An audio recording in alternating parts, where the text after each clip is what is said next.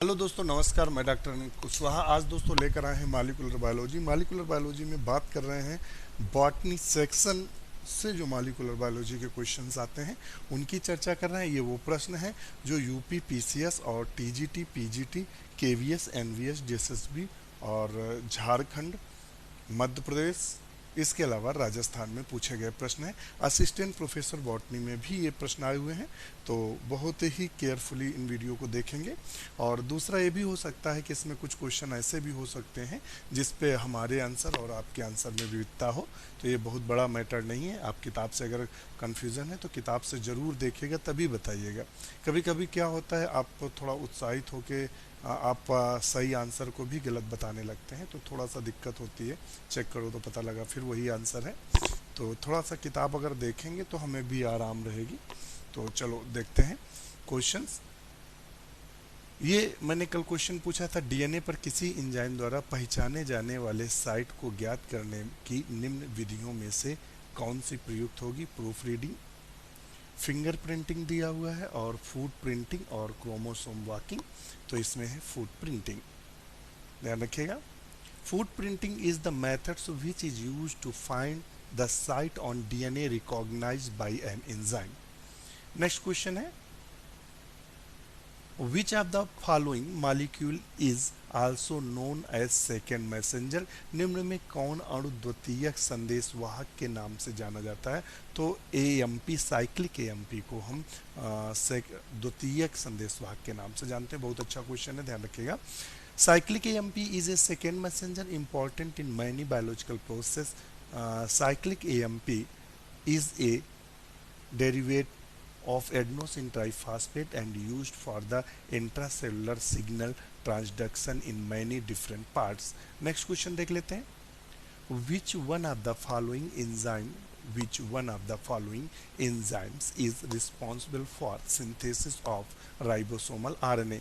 Ribosomal RNA के संश्लेषण के लिए निम्न में से कौन एंजाइम उत्तरदायी है। तो आरएनए जो राइबोसोमल आरएनए के संश्लेषण के लिए कौन सा उत्तरदायी है, तो RNA polymerase first. Next question देख लेते हैं। Both strands of a DNA molecule are labeled with N15. It is now allowed to the replicate on a medium with N14 samples of this DNA were electroforced after first, second and third replication cycles. Each time only one band was observed. एक band केवल मिल रहा है, और ये कब होता है ये भी हम आपको बता दें, सेमी कंजर्वेटिव में होगा। What type of replication does is so, तो ये तो सेमी कंजर्वेटिव है। नेक्स्ट क्वेश्चन देखते हैं। ग्वानोसिन इज ए ग्वानोसिन एक है, तो इन्होंने बताया न्यूक्लियोसाइड है, ये दिया है ग्वानिन एंड शुगर। तो ग्वानोसिन बनती है, ये शुगर है, पेंटोज शुगर है, और ये ग्वानिन है, दोनों मिलकर ग्वानोसिन बनाते हैं। विच of the following is smallest RNA. इनमें स्मॉलेस्ट आरएनए कौन है, या आरएनए, आर आरएनए, या टी आरएनए, या एच एन आरएनए। तो इसमें सबसे स्मॉलेस्ट आरएनए कौन माना जाता है, तो वो टी आरएनए सबसे स्मॉलेस्ट आरएनए माना जाता है। नेक्स्ट क्वेश्चन है, central dogma of molecular biology. तो देखिए, सेंट्रल डोगमा का मतलब ही होता है कि डीएनए से आरएनए बनना, आरएनए से प्रोटीन, यानी ट्रांसक्रिप्शन और ट्रांसलेशन जो दोनों होता है, इसको हम सेंट्रल डोगमा बोलते हैं। यानी डीएनए से आरएनए बनता है, आरएनए से प्रोटीन बनती है, प्रोटीन से एंजाइम बनते हैं, और एंजाइम से क्या होती हैं, विभिन्न प्रकार की क्रियाएं रेगुलेट होती हैं। इसी डीएनए जो अपना या किसी भी बॉडी के हिस्से पर अगर रेगुलेशन करता है या नियंत्रण करता है, तो वो एंजाइम से करता है। सब काम प्रोटीन्स का होता है। नेक्स्ट क्वेश्चन देख लेते हैं।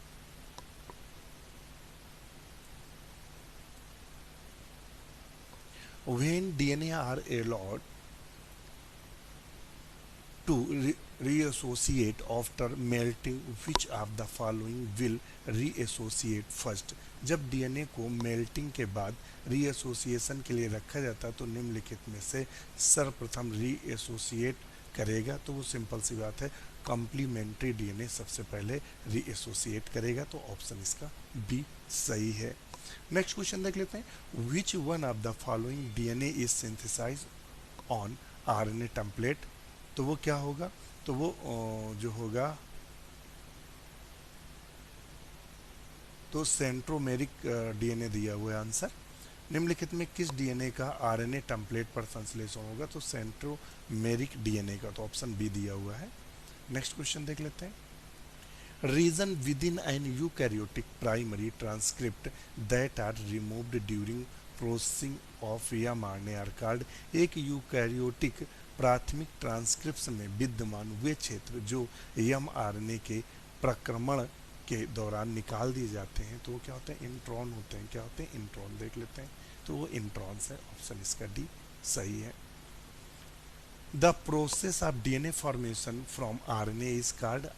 आरएनए से डीएनए का बनना जो होता है वो रिवर्स ट्रांसक्रिप्शन कहलाता है। इसको बाल्टेमिन और बाल्टीमोर ने डिस्कवर किया था 1975 में। बहुत क्वेश्चन पूछा जाता है। नेक्स्ट क्वेश्चन है, for making important contribution in respect to the nature of gene the Nobel prize was rewarded to. Gene की प्रकृति पर महत्वपूर्ण योगदान के लिए पुरस्कार प्रदान किया गया। तो यहाँ जो ऑप्शन दिया है टी.एच. मॉर्गन को। किसको दिया गया था, टी.एच. मॉर्गन को। नेक्स्ट क्वेश्चन देख लेते हैं, Hargobind Khorana is known as. तो यहाँ डिस्कवरी ऑफ डीएनए से synthesis of protein, discovery of DNA ligase, तो इससे भी संबंधित नहीं है, और डिस्कवरी ऑफ टीआरएनए इससे भी संबंधित नहीं। हरगोविंद खुराना ने टीआरएनए के कुछ हिस्से को या छोटे से हिस्से को इन्होंने सिंथेसिस किया था लैब में।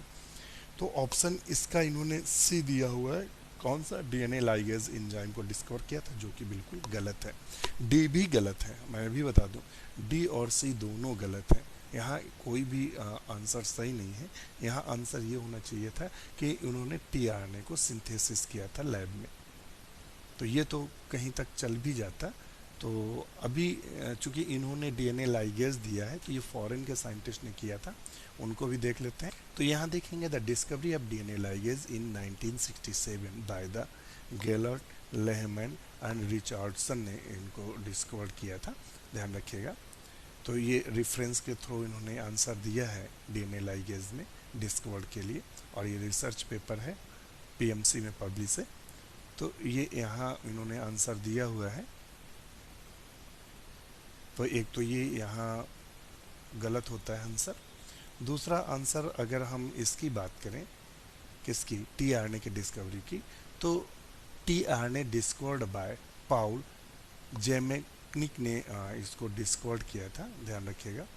जेमेक्निक ने कोलैबोरेटर्स के थ्रू इसको साथ में किया था। तो ये भी आंसर सही नहीं बैठ रहा है।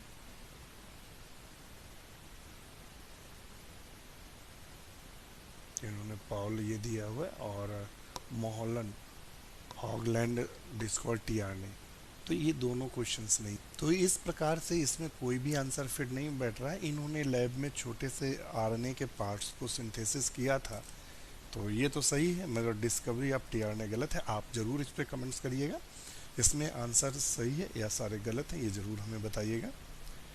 नेक्स्ट क्वेश्चन देख लेते हैं, the DNA molecule has the following sequence of a pair nitrogenous base. DNA अणु में नाइट्रोजन आधार युग्मकों की स्थिति क्या है। तो ये यहाँ जो इन्होंने आंसर बताया हुआ है वो प्यूरिन और पिरिमिडीन के बेस पे, एडेनिन और ग्वानिन, थाइमिन और cytosine.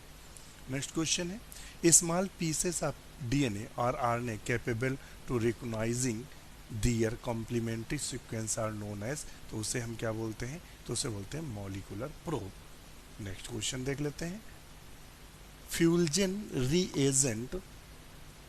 reagents is use to stain which of the following. तो वो है डीएनए, ऑप्शन सी सही है। रॉबर्ट फ्यूजन ने इसकी खोज की थी, इसीलिए इसे फ्यूजन रिएजेंट्स बोलते हैं, ध्यान रखिएगा, पूछ सकता है कभी क्वेश्चन इस तरह के। विच component of RNA polymerase is responsible for the recognising the promoter site. तो वो है सिग्मा फैक्टर। नेक्स्ट क्वेश्चन देख लेते हैं, विच of the following codons could not be assigned to its amino acid by homopolymer technique। तो वो कौन सा ऑप्शन इसका बताया, C number, U U U. Codon could not be assigned to its amino acid by homopolymer technique. Next question देख लेते हैं। The length of mRNA is the length of mRNA in eukaryotes is invariably shorter than its corresponding gene DNA because, तो इसका सही answer है सी, mRNA is a single strand and hence forms loops which shorten the length। Next question है, cDNA is the term given to, cDNA शब्द किसके लिए दिया जाता है, तो कॉम्प्लीमेंट्री डीएनए के लिए cDNA वर्ड दिया जाता है। नेक्स्ट क्वेश्चन देख लेते हैं। विच of the following is performed by nonsense codon, तो सिंपल सी बात है, इसमें है वो हिस्सा जो प्रोटीन संश्लेषण का समापन करता है। नेक्स्ट क्वेश्चन है, the approximate life spawn of mRNA is, mRNA का जीवन काल होता है लगभग, तो वो 2 घंटे का माना जाता है। तो देखिए बहुत अच्छा क्वेश्चन है। The term cistron was first given by, तो सिस्ट्रॉन शब्द बेंजर ने पहली बार दिया था। नेक्स्ट क्वेश्चन देख लेते हैं। The anticodon region is an important part of the structure of anticodon, mRNA का हिस्सा होता है। नेक्स्ट क्वेश्चन देख लेते हैं। ट्राइटिकम एस्टिवम कॉम्बाइंस, ट्राइटिकम एस्टिवम सम्मिलित करता है तो 3 भिन्न प्रकार के जीनोम को, हेक्साप्लॉइड होता है ना, तो इसलिए ये दिया हुआ है।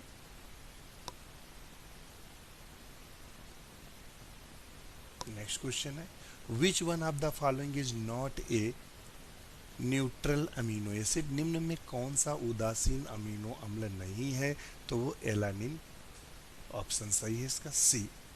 Who was awarded Nobel prize for discovery of nucleotide sequence of tRNA, tRNA के न्यूक्लियोटाइड क्रम के आविष्कार पर किसे नोबेल पुरस्कार दिया गया, तो यहाँ इन्होंने ऑप्शन दिया Holley. Which of the following is called amber, amber क्या है, अंबर किसको बोलते हैं, किस कोडांस को अंबर बोलते हैं, तो ये हमें कमेंट्स करके ज़रूर बताइएगा। आपके कमेंट्स का इंतज़ार रहेगा। वीडियो को ज़्यादा से ज़्यादा शेयर करिएगा, लाइक करिएगा, सब्सक्राइब करिएगा, कमेंट्स ज़रूर करिएगा। आज के लिए इतना ही, नमस्कार।